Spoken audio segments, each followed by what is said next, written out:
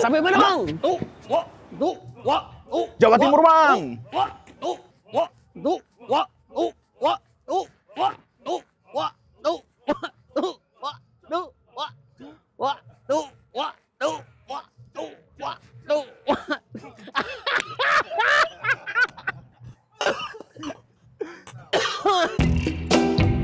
Halo, gue Hedi. Bareng Kang Gia, kami memulai Barbecue Mountain Boys dari bikin kabin kecil di tengah hutan Jayagiri. Di kabin ini kami masak, berkebun, berkegiatan outdoor, dan dikemas jadi sebuah media. Di media ini kami terkoneksi dengan banyak orang.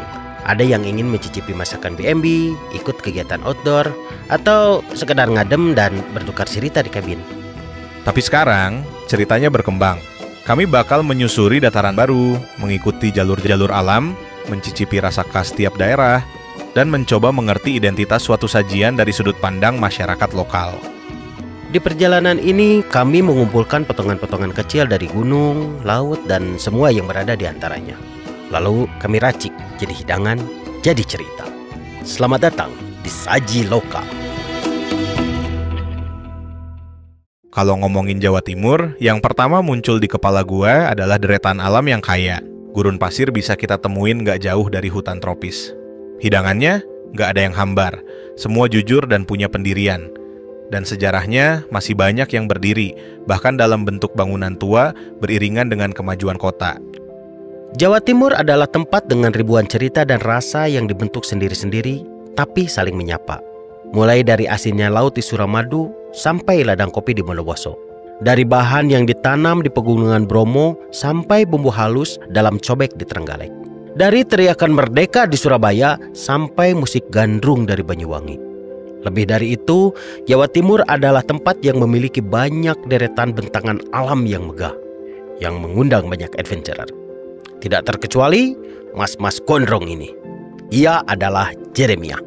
Sebenarnya gue cukup akrab sama beragam tempat di Jawa Timur. Tapi karena kali ini jalannya sama Barbecue Mountain Boys, gue yakin gue akan dapat perspektif baru. Makanya gue langsung gas untuk ketemu dengan mereka di Kota Malang. Kita mulai perjalanan ini dari Kota Malang, sebuah kota yang pernah menjadi tempat istirahat para bangsawan Belanda. Jalannya besar, udaranya sejuk, dan waktu di sini seperti berjalan lebih pelan.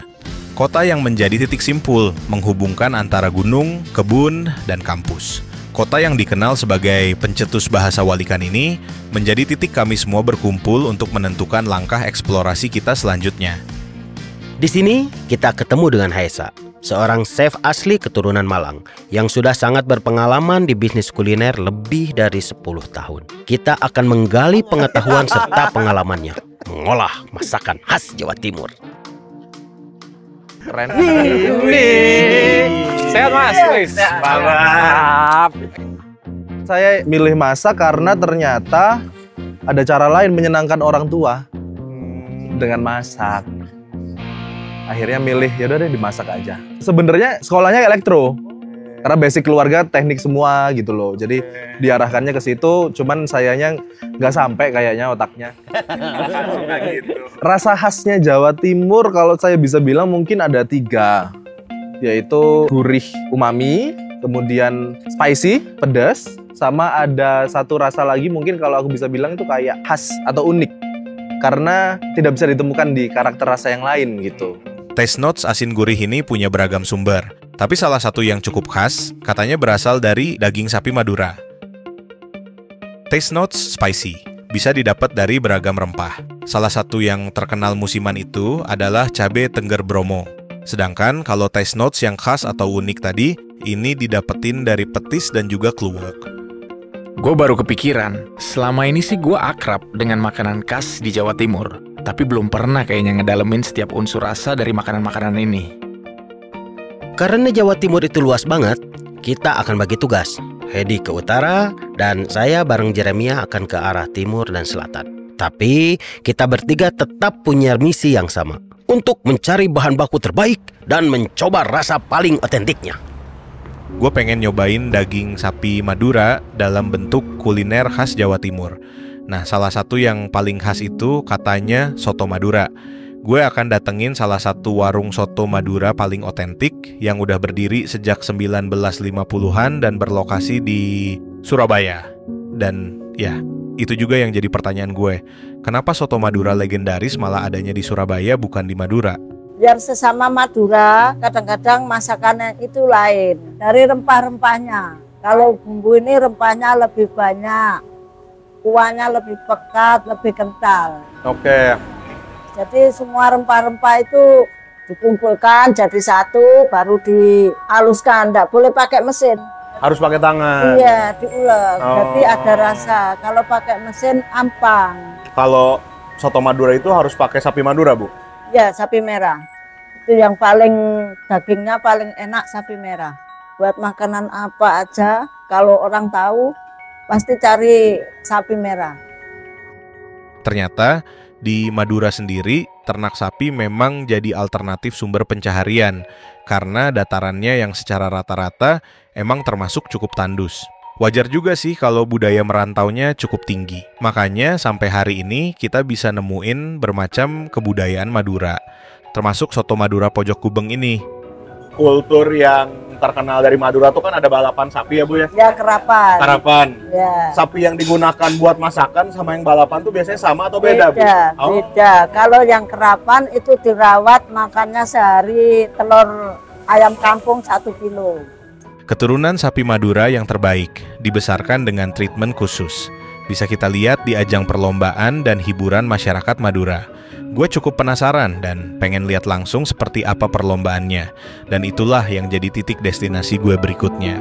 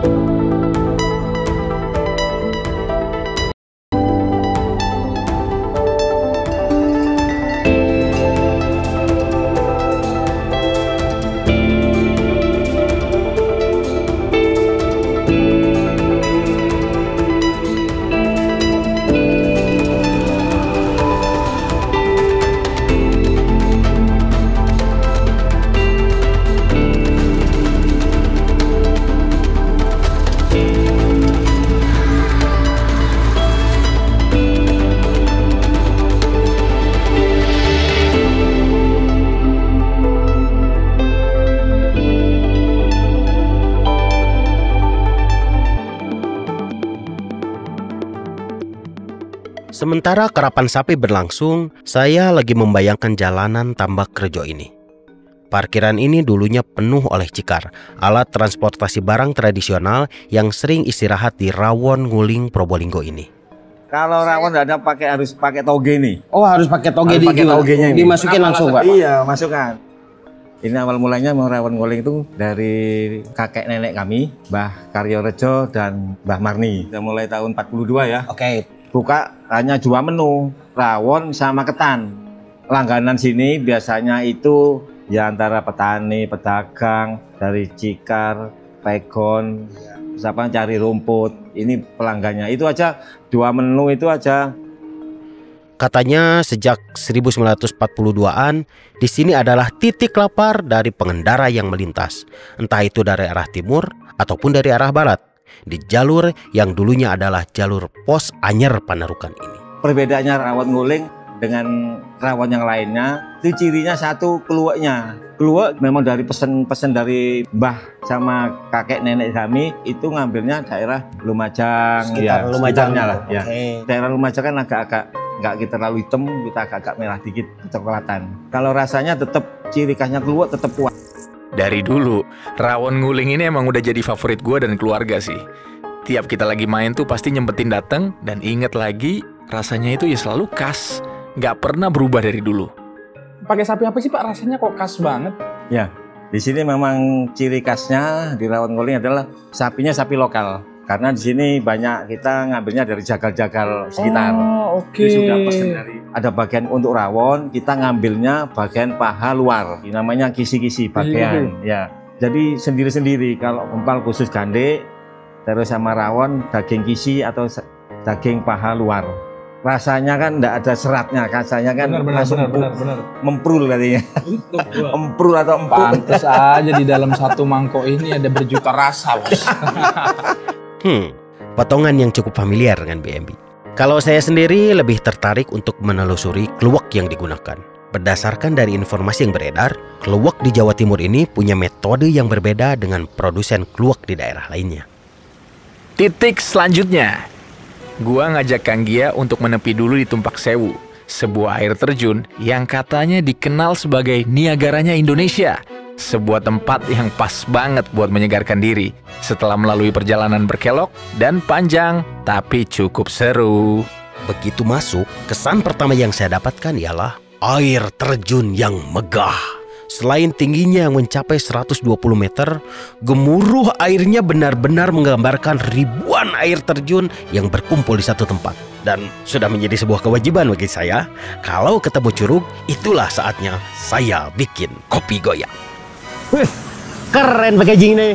Yoi Kang, ini tuh lagi packaging special edition. Wih. Tapi isinya tetap sama. Sama ya? Sama. Wih, keren.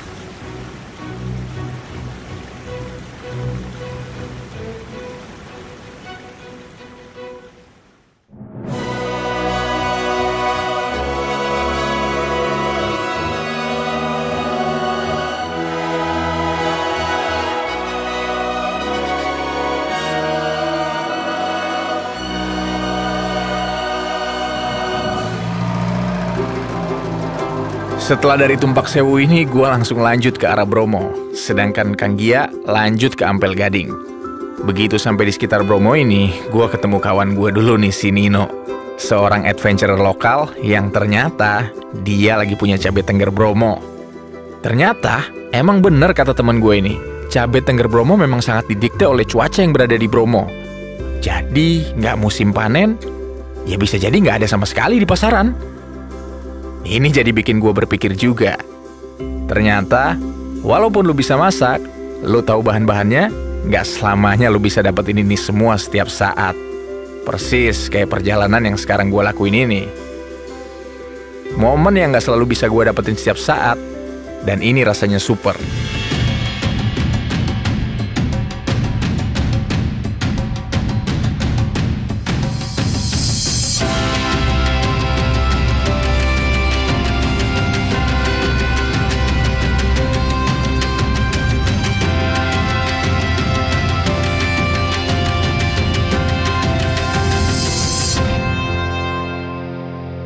Kali ini gue mampir ke Taman Bungkul, ruang terbuka hijau yang jadi tempat warga bernafas, berkumpul, dan berbagi ruang di tengah kota Surabaya.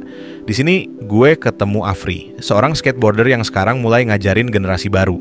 Buat dia dan banyak anak muda lain, taman ini udah kayak markas. Dan gue diajak makan di warung yang bersebelahan dengan skateparknya. Warung Sedap Malam, atau yang biasa dikenal Rawon Kalkulator, yang udah berdiri sejak 1975. Wah, Mas Afri, makasih nih udah diajak ke tempat makan favoritnya. Benar banget. Ini lagi di Taman Bungkul. Untuk taman kota, untuk taman bermain anak-anak, anak muda, semua kumpul di sini sih sebenarnya. Oh, skatepark Taman Bungkul. Jadi gimana sih ikatan Taman Bungkul ini terhadap Mas Afri itu? Kalau dibilang memorable banget sih kalau di sini. Karena dari Masih, awal okay. aku di sini, belajar di sini sampai jadi yang sekarang ya di Taman Bungkul ini. Awal-awal aku belajar tuh ada gesekan. Jadi gesekan papan skate-nya nabrak di area belakang. Mas, tolong Mas, minggir gitu kan. Gitu. Akhirnya sempat kita ketemu sama orang-orang Rawon sini. Ya, Mas, sorry karena kita juga masih belajar. Akhirnya ya sudah dari situ awalnya kita mulai kenal juga nih sama Rawon di sini. Ya, benar. Kalau Mas Afri sendiri yang tinggal di Surabaya, lebih seneng makan makanan tradisional atau makan yang modern? Kalau dari aku sendiri sih lebih ke tradisional ya, karena emang cita rasanya, bumbu dan rempahnya kerasa banget kan. Karena sekarang banyak yang makanan viral kayak gitu-gitu kan. Ya mungkin sebulan 2 bulan habis itu ya gitu aja. Iya, skip lagi. Balik kan. lagi ke tradisional lagi. Emang nggak bisa ninggalin makanan tradisional sih. Mas Roni, mau nanya dong, apa sih rahasianya ini rawon bisa seenak ini? Oh, itu karena kita cita rasanya dari dulu nggak pernah dikurang-kurangi. Nggak pernah dikurang-kurangi. Gimana tuh? Dengan bahan-bahannya juga kita kayak dagingnya, rempah-rempahnya itu kita satu supplier. Oke. Dari suppliernya dulu itu dari punya mbaknya ke anaknya, terus ke putunya sekarang. Jadi satu tetap dari tahun 1975 sampai sekarang. Di rawon kan biasanya identik dengan keluaknya itu. Ya. Nah, keluaknya itu kalau dia berubah dari tempat lain ya tetap rasanya juga berubah. Ya. Jadi tetap satu. Ada tantangan nggak sih? Tantangan terhadap ya apapun itu ya? Ya. Yang Mas Roni sekarang jalan. Ya, siap. Tantangannya kita harus menjaga konsistensi. Ya. Dari puluhan tahun kita menjaga konsistensi, setiap rasanya itu. Kita terbukti sampai sekarang ini rasanya tidak berubah sama sekali. Berubah. Dan customer tetap suka ya? Suka.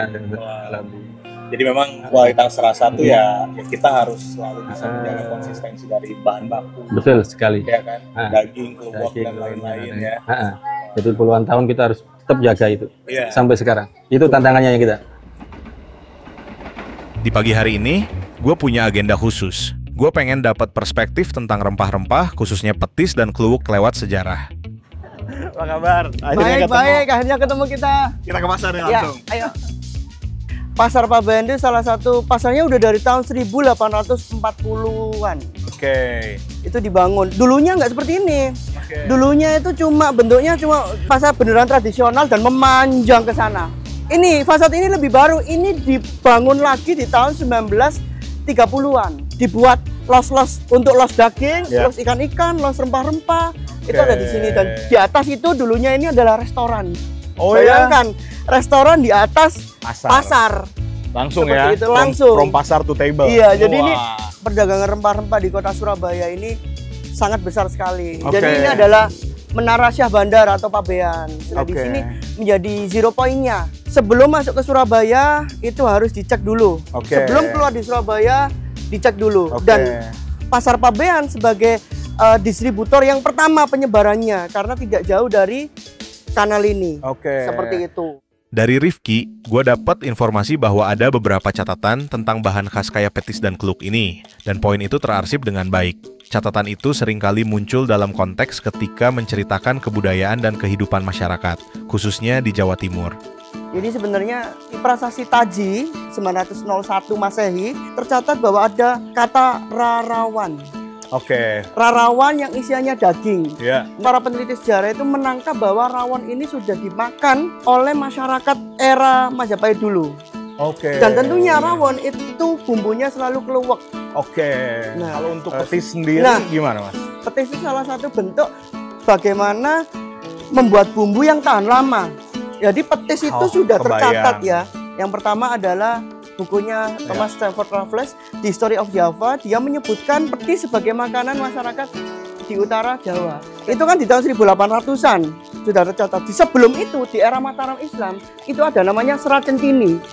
Serat Centini itu berisi tentang kehidupan sehari-hari, salah satunya makanan-makanan dari beberapa daerah-daerah. Nah, petis itu disebutkan lebih dari 5 kali.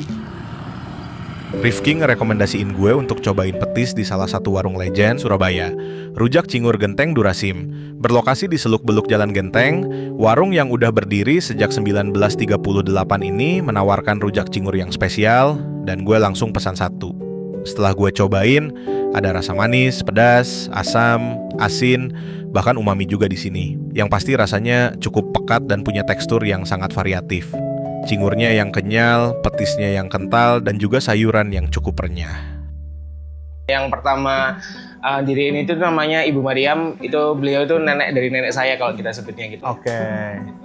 Sebenarnya petis ini kan kita bisa nemuin di banyak tempat ya, kan di toko-toko juga udah banyak. Sebenarnya rasanya sih kayak tergantung petis apa yang kita pakai, kayak petis udang, petis ikan, petis asin atau petis manis juga. Nah, tapi mungkin di tempat kita ini bedanya itu karena petis kita pakai petis yang kita buat sendiri. Kita biasa sebutnya ya mungkin petis asin tapi yang kita buat sendiri ya. Jadi kayak meskipun kayak masih nyoba di Rujak Cingur lain atau dimanapun tuh nggak akan mungkin nemu rasa yang sama. Karena salah satu petisnya kan kita buat sendiri juga. Ya, karena itu memang kunci dari sebuah keaslian. Bahan baku si hidung sapi ini menggunakan sapi apa sih, Mas, biasanya? Masih sapi Indo semua, sapi Jawa semua. Sapi Jawa semua. Sapi Jawa semua. Tapi harus sapi yang cewek sih, Mas. Tapi harus sapi cewek. Benar. Kenapa, Mas? Itu dari titipan dari kakek dulu sih. Kakek dulu bilangnya kalau sapi cewek lebih cepet empuk. Kalau bahasanya sini empuk itu apa ya? Bahasa Indonesianya. Iya, cepat empuk. Iya, cepat empuk gitu. Menarik, saya baru tahu. Kalau titipan dari kakek aja sih dulu. Gitu. Jadi dari dulu sampai sekarang masih tetap ngejaga ya? Iya, karena suppliernya juga udah tahu. Gitu. Karena supplier udah tahu, jadi harus dari sapi betina. Menarik, saya baru tahu. Kan kita petisnya kan juga pakai berbagai macam petis kan. Itu suppliernya dari dulu sampai sekarang masih sama semua. Contohnya kayak neneknya mereka terus ke cucunya sekarang kayak gitu sih. Jadi masih sama semua rasanya. Nilai-nilai keluarga yang harus dijaga turun-temurun untuk meneruskan karakter dan identitas dari sebuah rasa. Di sisi lain, gue jadi semakin penasaran soal pembuat petis, yang kalau menurut keterangan Rifki, masih ada desa yang aktif memproduksi petis. Kalau kita berbicara petis, memang dulunya banyak sih produsen-produsen petis di berbagai daerah. Di Gresik itu satu desa itu namanya Desa Gumeng sih di sana. Itu di daerah Gresik yang sampai sekarang memproduksi petis dan caranya itu masih tradisional. Ya meskipun ada beberapa mesin-mesin pabrik juga. Nggak semua rasa enak lahir hanya dari dapur. Kadang, prosesnya dimulai jauh sebelum itu. Dimulai dari rumput yang ditanam, dari tangan yang sabar, dari pakan yang diracik dengan teliti tiap hari. Di Blitar, gua dan Nino ketemu Mas Aguan, peternak yang ngerawat domba dorper. Bukan jenis lokal ya, tapi dibesarkan sepenuhnya di sini lewat proses yang sepenuh hati. Gua cukup yakin kalau domba yang diurus di sini akan tumbuh dengan sangat baik. Karena treatment yang dikasih emang kelihatan bikin mereka nyaman. Sama kayak ketika gue datang sekarang dan dapetin suasana yang menyenangkan ini. Dagingnya sekarang mulai dikenal banyak kalangan. Bukan karena jenisnya, tapi karena karakter yang dibentuk dari peternakan tempat dia tumbuh. Buat kami, rasa kayak gini layak buat dibawa lebih jauh. Setelah dapat beberapa potongan terbaik, sekarang waktunya kita ke Malang dan serahin ini ke ahlinya.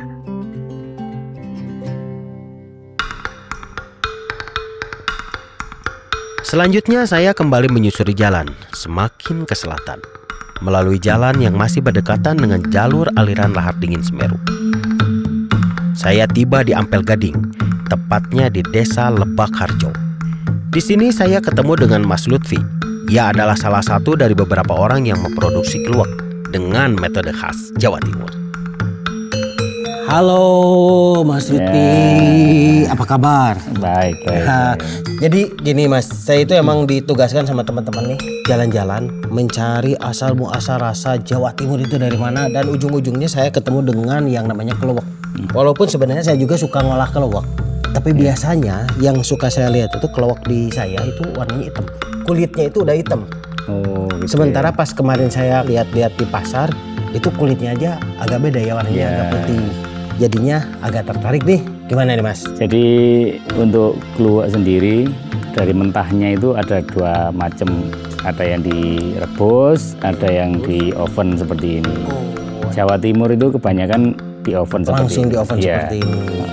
Jadi mulai dari panen, kita cuci.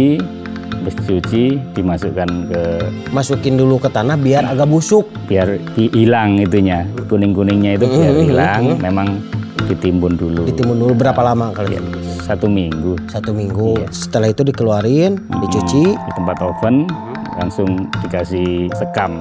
Api sekam tersebut harus dicek berkala setiap hari selama 3 kali untuk memastikan terus menyala selama 15 hari ke depan tanpa putus. Oke, setelah 15 hari dibongkar nih. Nunggu dulu. Oh, berapa nih? Berapa? Ya 5 harian lah. Jadi kalau baru mateng seperti ini. Belum hitam pekat gitu ya. Belum. Nanti kalau sebulan itu baru kelihatan bagusnya. Udah dikirim ke mana aja Mas? Kebanyakan kita sih area Jawa Timur ya. Terus ya ada yang beberapa ke Jawa Tengah, Jawa Barat juga ada. Dan ada yang ke Kalimantan juga. Orang Kalimantan makan rawon juga? Iya, kan banyak orang Jawa di sana. Oh, benar juga. Setelah lihat proses oven tadi, saya membawa beberapa keluak untuk saya bawa ke Malang dan saya serahkan ke Haesa. Ketika cari informasi mengenai produsen petis di Desa Gumeng ini, gue ketemu Mas Alis. Ia adalah generasi ketiga, penerus dari petis UD Bintang Jaya yang udah turun-temurun. Mas Alis, apa kabar? Petis sendiri sekarang yang biasa Mas Alis sering kerjain tuh seperti apa sih? Petis udang. Oke. Petis udang. Menurut ibunya Mas Alis, petis yang mereka produksi ada 2 kategori. Kualitas premium yang murni berbahan sari udang. Yang satunya kualitas super, yaitu petis dengan campuran tepung racikan khusus. Biasanya mulai dari adonan petis, adonan terigu itu dimasukkan. Itu pun biasanya fermentasi dulu sehari adonan itu. Jadi biasanya kalau difermentasikan dulu sampai ada busa ya dikit ya. Sampai ada nanti buat petis itu petisnya bisa awet. Kalau tepung langsung tepung mentah, nanti kan kalau dari petis-petisnya kan cepat rusak buat mumbul gitu loh. Berarti dari jam berapa? Kalau dari awal pagi jam ya? 7 itu ya. Selanjutnya itu sama sari udangnya itu. Sari udangnya itu malah setelahnya. Ya. Tahap sampai jam 12. Biasanya kalau proses aduk ini bisa berapa lama? Biasanya sampai jam 3. Sampai jam 3 gitu. Baru di wadah timba 12 kiloan. Kalau pingin ngelihat petis ini udah matang tuh dari mana sih? Kalau bisa enggak. Ini masih jatuh ya. Jadi kalau udah matang itu kalau udah nempel semua. Yang menarik bagi gue itu, Mas Alis ini adalah wujud semangat generasi muda yang saat ini sedang gencar-gencarnya memasarkan petis. Waktu lulus kuliah itu 2021 itu, sebelumnya itu pernah kerja di pabrik. Terus ibu itu gak ada yang nemenin di rumah.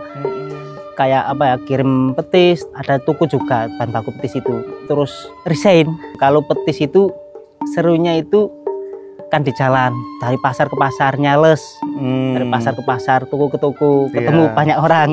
Seru gitu. sih. Seru. Iya. Di balik keseruan tersebut memang ada tantangannya sendiri.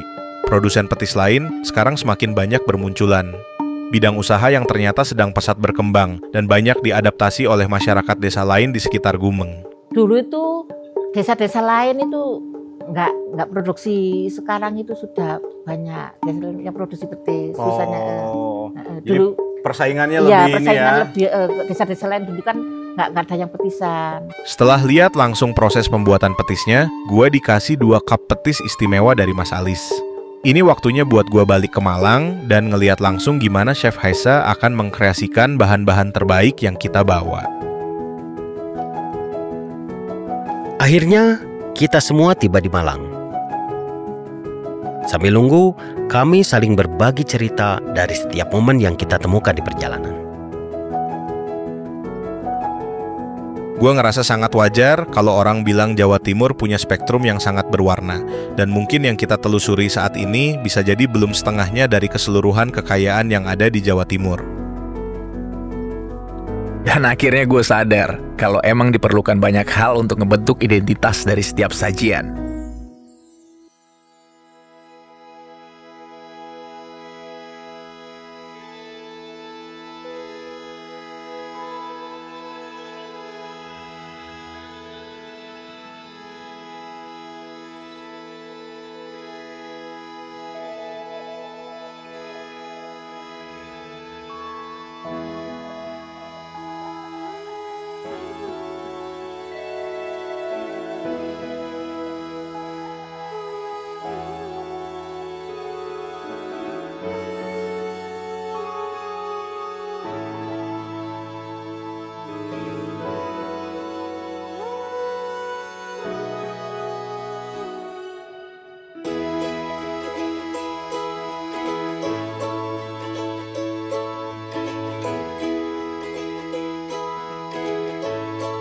Ini sih luar biasa banget sih, enak banget Mas.